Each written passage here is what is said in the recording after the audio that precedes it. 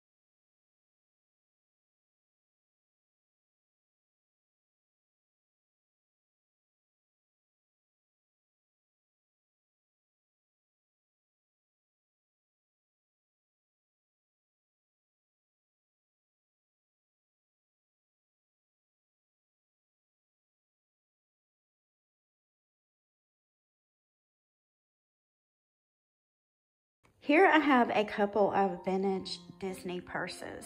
This one is real leather. It has a tapestry front. You can see Mickey and Minnie playing golf. And this is the inside. Place for credit cards. And then it says Mickey & Co. Sports Club made in Thailand. Holdings, Fine Accessories, Inc. You can see it has a little Disney trademark on it. This one is a Dooney and Burke. It's got Mickey and Pluto. Disney Cruise Line is what that says there. It has a cruise ship on it. Little ocean waves. And there's the tag inside of this one. The handle. Pretty cute. So all of the purses in this category are going to be woven, They're more of a basket weave type purse. This little box purse is made out of rattan and wood. It has a wrapped handle on it.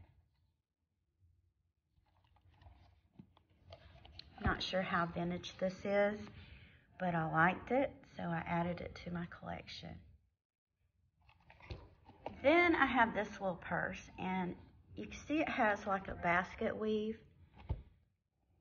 but this is some kind of a metal. I'll show you the inside of it.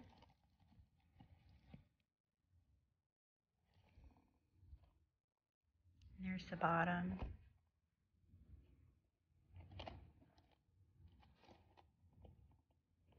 This purse is probably from the 1950s. It's a basket weave purse. I got this at an antique store not far from where I live that was going out of business. It's in fairly good condition on the inside. It says made expressly for Simon, handmade in Hong Kong, styled by Ernest Blum. And I did try doing some research on this. I did come up with a lot of handbags from the 1950s by Simon or by Ernest Blum. I couldn't find very much information on this specific designer other than that these bags were from the 1950s. This is a John Romaine. These were popular in the 60s and on into the 70s. I had never heard of a John Romaine, and I was out thrifting with one of my friends, and she showed it to me, and she said they were all the rage when she was in high school. This one is signed John Romaine. It's in excellent condition. These next purses that I'm going to show you guys, these are Bleusite. Bleusite was created in 1931 by DuPont, and in the 1940s, handbag companies began making Bleusite purses. Some Bleusite purses were filled with glitter, flowers, embellished with rhinestones.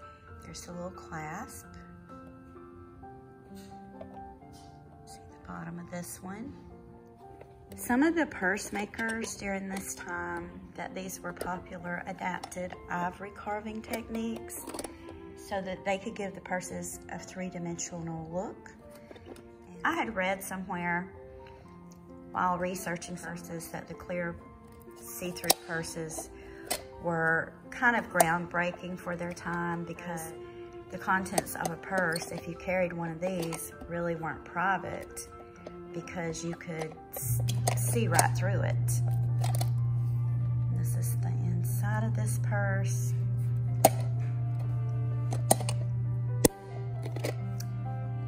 These purses are breakable. You can drop it, and if you drop it hard enough, it will crack.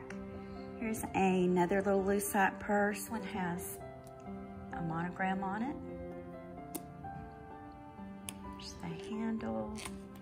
There was a company called Willardy's, and the founder, Will Hardy, his inspiration for their Bleusite purses were jewel boxes with a handle on them. There's the bottom of this one. You look inside. This one's in really good shape.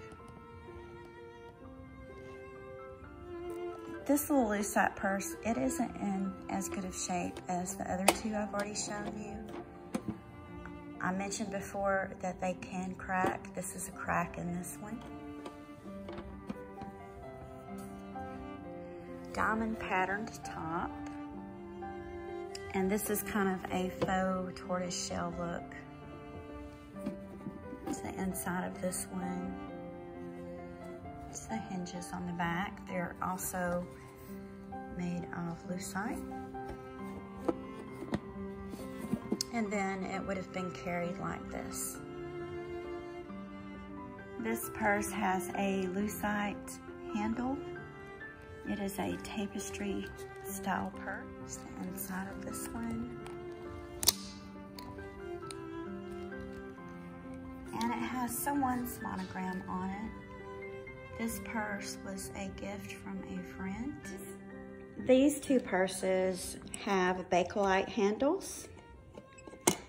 One thing I've noticed as a collector, the difference between Bakelite and Bleusite is Bleusite looks a little bit more transparent to me than Bakelite.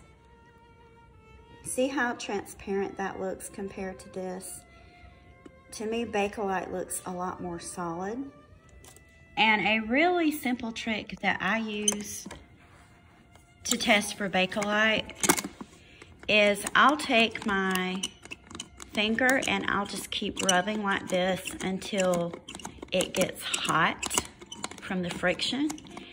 And then I'll smell of it, and it should have a really strong formaldehyde-like odor. And that's a pretty good way to test to see if something's Bakelite. You can also buy little kits to test. I've heard people say that you can do it in hot water.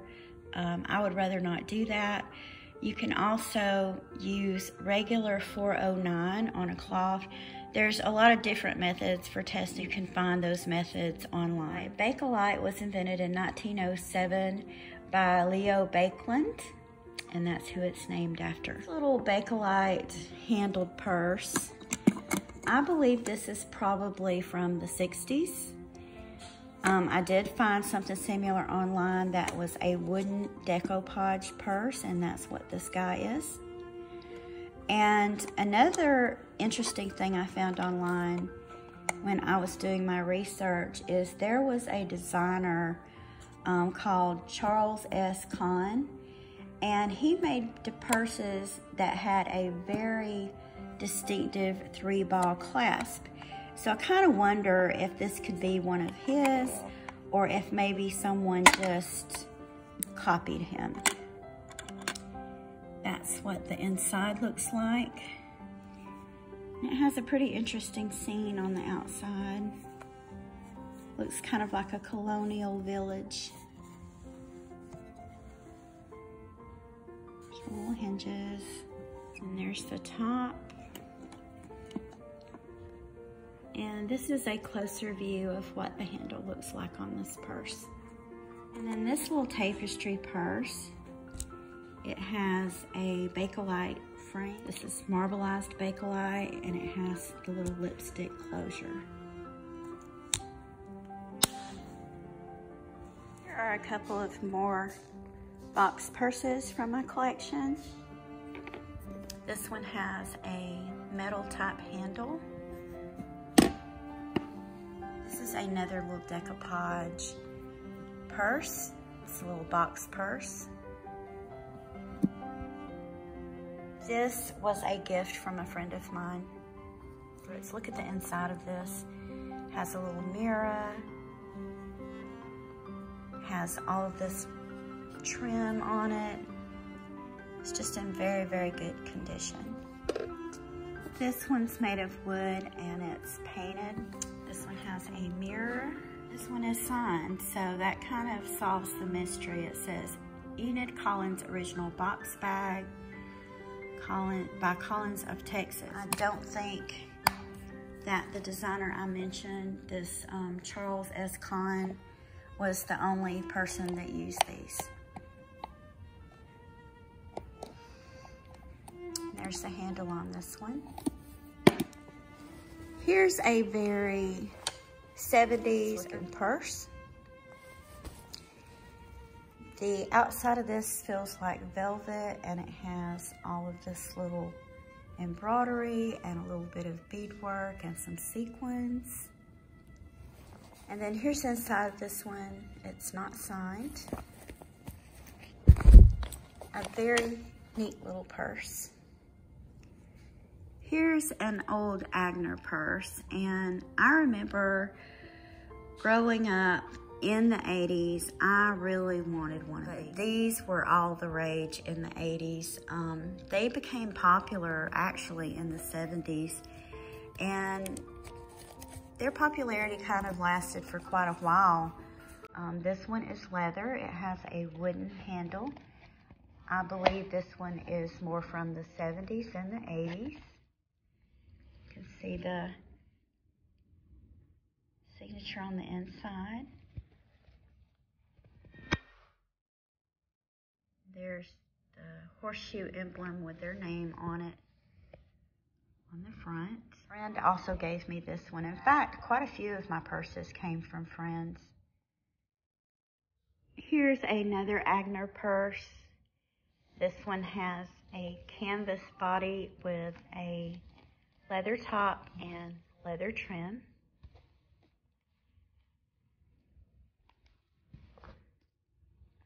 I really like the closure on this one.